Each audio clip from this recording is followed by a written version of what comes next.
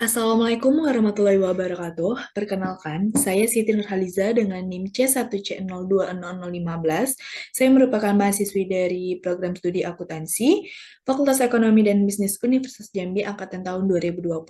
Di sini saya akan sedikit menjelaskan pembahasan mengenai konsep keperlakuan dari psikologi dan psikologi sosial, dan saya dibimbing oleh dosen pengampu mata kuliah akuntansi keperlakuan saya, yaitu Bapak Dr. Wirmi Eka Putra, SE, MSI, CIKNR, CSRS. Baiklah, langsung saja saya akan masuk ke pembahasannya. Baik, pembahasan hari ini ada 10 topik, yaitu konsep diri, konsep sikap, beberapa teori terkait dengan sikap, motivasi, teori motivasi awal, proses teori-teori motivasi, tanggapan terhadap sistem reward, persepsi, nilai, dan terakhir kepribadian. Baiklah, ke pembahasan yang pertama, yaitu konsep diri. Menurut Gage dan Berliner pada tahun 1998, konsep diri merupakan cara bagaimana individu melihat tentang diri mereka sendiri dan mengukur tentang apa yang akan dilakukan di masa yang akan datang dan bagaimana mereka mengevaluasi performa diri mereka. Jika konsep diri seseorang itu negatif, maka akan negatif pula perilaku dari seseorang itu. Jika konsep diri seseorang tersebut positif, maka positif pula perilaku seseorang tersebut. Dan menurut sosiawan, ada dua komponen dalam konsep diri, yaitu komponen kognitif dan komponen afektif, di mana komponen kognitif disebut sebagai citra diri, dan sedangkan komponen afektif adalah harga diri. Adapun pembahasan selanjutnya yaitu konsep sikap, di mana sikap adalah suatu hal yang mempelajari mengenai seluruh tendensi tindakan yang menguntungkan maupun yang tidak menguntungkan, tujuan manusia, objek gagasan atau situasi, dan sikap ini bukanlah perilaku, tetapi sikap menghadirkan suatu kesiapsiagaan untuk tindakan yang mengarah pada perilaku. Oleh karena itu, sikap merupakan wahana dalam membimbing perilaku.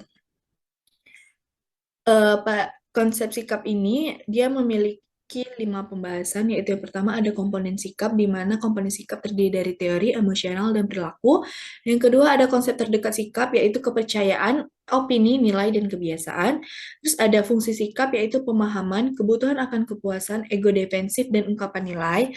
Yang keempat ada sikap dan konsistensi, yang dimana orang-orang mengusahakan konsistensi antara sikap-sikapnya serta antara sikap dan perilakunya, dan adanya formasi sikap dan perubahan, di mana formasi sikap mengacu pengembangan suatu sikap yang mengarah pada objek yang tidak ada pada sebelumnya, dan perubahan sikap mengacu pada substitusi sikap baru bagi seseorang yang telah ditangani sebelumnya.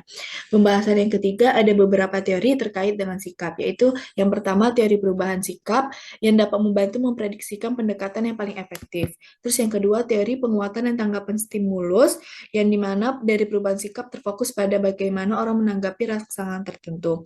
Yang ketiga, teori pertimbangan sosial menjelaskan manusia dapat menciptakan perubahan dalam sikap individu jika manusia tersebut mau memahami struktur yang menyangkut sikap orang lain. Yang keempat, konsistensi dan teori perselisihan, yaitu menjaga hubungan antara sikap dan perilaku dalam ketidakstabilan. Yang kelima ada teori disonansi kognitif yang menjelaskan hubungan antara sikap dan perilaku, dan terakhir ada teori persepsi diri yang menganggap orang-orang mengembangkan sikap berdasarkan pada bagaimana mereka mengamati dan menginterpretasikan perilakunya sendiri. Adapun motivasi, yaitu motivasi adalah proses yang dimulai dengan definisi fisiologis atau psikologis yang menggerakkan perilaku atau dorongan yang ditujukan untuk tujuan insentif. Motivasi adalah suatu konsep penting untuk perilaku akuntan karena efektivitas organisasi bergantung pada orang yang membentuk sebagaimana karyawan mengharapkan untuk dibentuk. Manajer dan akuntan keperlakuan ini harus memotivasi orang ke arah kinerja yang diharapkan dalam rangka memenuhi tujuan organisasinya, dan mengarahkan dan memotivasi orang lain itu adalah pekerjaan para manajer. Eh, Pembahasan selanjutnya ada teori motivasi awal, yaitu yang pertama teori kebutuhan dan kepuasan, di mana menjelaskan setiap individu mempunyai aneka ragam kebutuhan yang dapat memengaruhi perilaku mereka. Yang kedua teori X dan Y, di mana manusia memiliki dasar negatif diberi tanda teori X, dan yang lain positif yang ditandai dengan Y. Teori kebutuhan McClelland, di mana mempunyai faktor hierarki yang memotivasi perilaku, yaitu prestasi, kekuatan, dan afiliasi. Teori dua faktor, di mana ada faktor kondisi kerja ekstrinsik dan kondisi kerja intrinsik. Ada ringkasan dari teori-teori kebutuhan, yaitu mengusulkan dengan ide yang sama dari teori-teori tadi, memiliki bahwa individu memiliki kebutuhan dan ketika tidak puas akan menghasilkan motivasi, dan teori-teori kebutuhan di tempat kerja di mana eh, individu memiliki kebutuhan dan dapat termotivasi dengan tinggi untuk mencapai suatu kebutuhan tersebut. Ya, selanjutnya ada proses teori-teori motivasi. Yang pertama teori ERG, di mana adanya 3 hierarki kebutuhan, yaitu kebutuhan akan eksistensi, kebutuhan akan keterikatan, dan kebutuhan akan kepertumbuhan. Yang kedua ada teori harapan, di mana motivasi ditentukan oleh hasil yang diharapkan akan diperoleh seseorang sebagai akibat dari tindakannya. Yang ketiga teori penguatan, di mana mengemukakan perilaku merupakan fungsi dari akibat yang berkaitan dengan perilaku tersebut. Keempat, teori penetapan tujuan yang menguraikan hubungan antara tujuan yang ditetapkan dan prestasi kerja. Yang kelima, ada teori atribusi yang mempelajari proses bagaimana seseorang menginterpretasikan suatu peristiwa, alasan atau sebab perilakunya.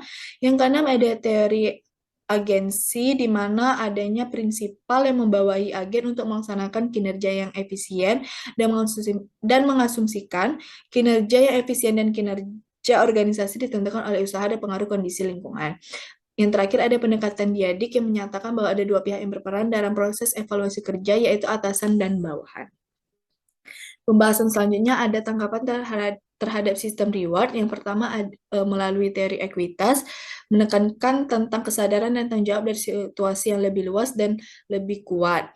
Teori ekuitas di tempat kerja menunjukkan bahwa banyaknya karyawan yang motivasinya dipengaruhi signifikan oleh reward relatif seperti reward absolut. Teori evaluasi kognitif memusatkan pada bagaimana kita memproses informasi yang datangnya dari lingkungan ke dalam struktur mental kita. Reward ekstrinsik versus intrinsik, di mana reward intrinsik itu digunakan oleh organisasi seperti pemberian imbalan untuk kinerja atasan, dan reward intrinsik yaitu memperoleh dari individu yang melakukan apa yang diinginkan dan dikurangi. Meningkatkan motivasi intrinsik, dalam hal ini terdapat 4 kunci reward yang meningkatkan motivasi intrinsik seseorang, yaitu rasa memilih, rasa kompetensi, rasa yang penuh arti, dan rasa maju. Lalu pembahasan selanjutnya ada persepsi, di mana persepsi adalah proses yang mana seseorang memilih, berusaha, dan menginterpretasikan rangsangan ke dalam suatu gambaran yang terpadu dan penuh arti. Persepsi juga diartikan sebagai tanggapan penerimaan langsung dari sesuatu atau proses seseorang mengetahui beberapa hal melalui panca indera, di mana faktor-faktor yang mempengaruhi persepsi yang pertama adalah pelaku persepsi, yang kedua adalah target, di mana objek yang dekat dengannya cenderung dipersepsikan sama dibandingkan yang jauh, dan yang ketiga ada situasi, di mana tuntutan yang berbeda dari situasi yang berlainan memunculkan aspek-aspek yang berlainan dari situasi yang berbeda.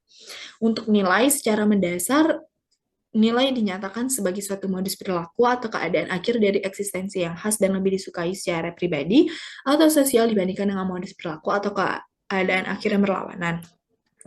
Adapun sifat-sifat dari nilai, yaitu nilai mempunyai sifat bertahan, nilai sebagai keyakinan, nilai sebagai alat dan tujuan akhir, dan nilai bersifat eksplisit dan implisit.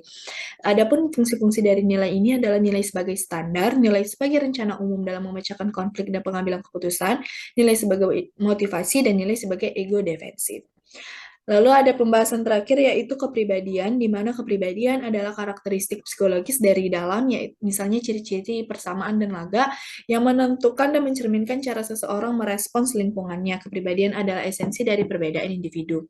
Dan kepribadian biasanya dapat ditentukan dari beberapa hal, yaitu yang pertama ada keturunan, ada lingkungan, dan yang terakhir adanya situasi.